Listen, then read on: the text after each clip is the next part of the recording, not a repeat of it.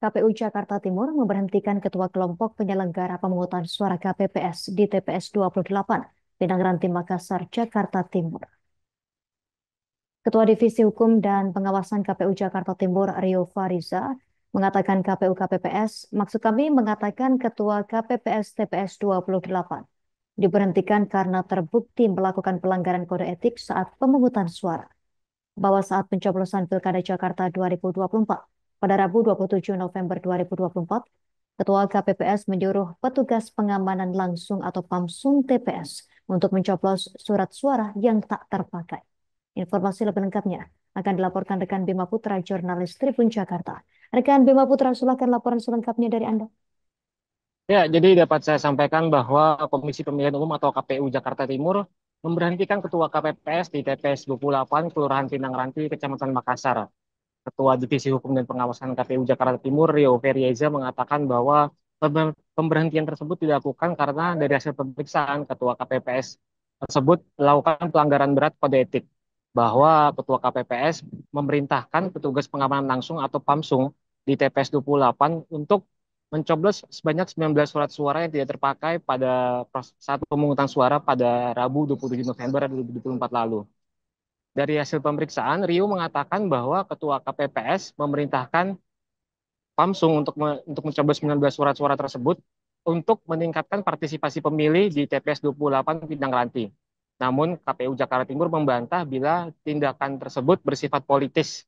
Menurut Rio, bahwa dari hasil pemeriksaan, Ketua KPPS hanya sebatas memerintahkan PAMSUM untuk mencoblos 19 surat-surat tersebut tanpa memberikan instruksi paslon mana yang harus dipilih. Sementara dari hasil pemeriksaan, 19 surat-surat tersebut seluruhnya tercoblos untuk pasangan nomor urut 3, Pramono Anung dan Rano Karno. Atas pelanggaran tersebut, KPU Jakarta Timur sudah memberhentikan Ketua KPPS dan petugas pengamanan langsung atau PAMSUM di TPS 28 Kelurahan Pinang Ranti. Pemberhentian dilakukan pada Kamis 28 November 2024. Meski diberhentikan, Rio mengatakan bahwa Ketua KPPS dan PAMSUM tersebut tetap mendapatkan honor sesuai hak mereka dengan alasan bahwa saat peristiwa pelanggaran tersebut diketahui, proses pemungutan suara dan hitung suara di TPS 28 Pinang Ranti sudah rampung. Dan honor tersebut pun langsung diberikan pada hari pencoblosan pada Rabu 27 November. Sementara KPU Jakarta Timur memberhentikan Ketua KPPS dan PAMSUM pada Kamis 28 November. Untuk sementara, Rio mengatakan bahwa dari hasil pemeriksaan internal KPU Jakarta Timur, pihaknya tidak menemukan bahwa pelanggaran berat tersebut masuk dalam kriteria pemungutan suara ulang atau PSU. Namun untuk sementara, KPU Jakarta Timur masih menunggu rekomendasi dari Badan Pengawas Pemilu Jakarta Timur atau Bawaslu Jakarta Timur untuk menentukan apakah nantinya akan dilakukan pemungutan suara ulang atau tidak di TPS 28 Pinang Ranti.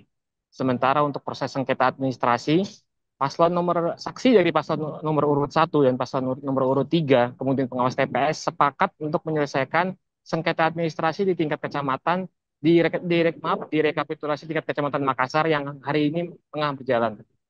Kemudian untuk ada atau tidaknya sanksi hukum, Rio mengatakan bahwa pihak KPU Jakarta Timur menyerahkan sepenuhnya hal tersebut kepada Gakumdu atau penegakan hukum terpadu yang terdiri dari Polri, Kejaksaan dan Bawaslu untuk menyelidiki apakah pelanggaran yang dilakukan Ketua KPPS dan PAMSUM di TPS 28 Pinang Ranti termasuk dalam kategori tindak pidana pemilu atau bukan.